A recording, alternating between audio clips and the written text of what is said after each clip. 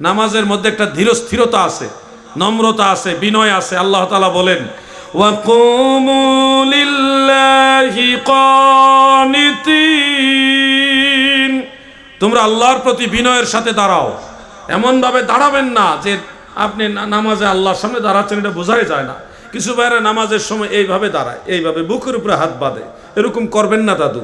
বুকের উপরে হাত বাঁধার এই স্টাইলের চেয়ে নাভির নিচে হাত বাঁধার স্টাইল, দুইটা আপনি দেখেন কোনটার মধ্যে আদব বিনয় বেশি।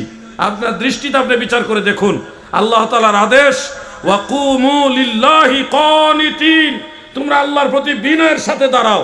একটা ছেলে যদি এইভাবে দাঁড়ায়, দুইটা পা এইভাবে ছড়ায়া আর বুকের উপরে এইভাবে হাত রেখে দাঁড়ায়, তার দিকেও তাকান।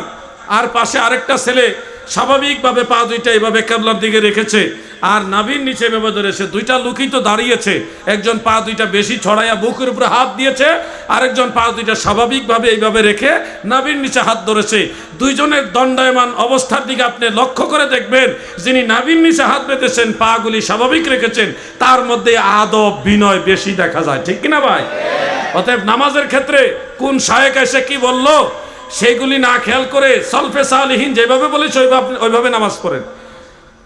শাফি এবং হাম্বলি মাযহাবের তারা নাভির উপরে হাত বাঁধে, আর হানাফি মাযহাবের তারা নাভির নিচে হাত বাঁধে।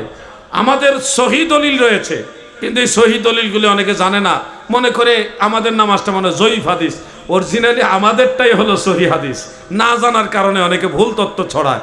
নামাজের ব্যাপারে এগুলি আপনারা অবশ্যই খেয়াল রাখবেন। আল্লাহ তাআলা সবাইকে সহিভাবে নামাজ পড়ার তৌফিক দেন, বলেন আমিন। মহব্বতে বলেন আমিন।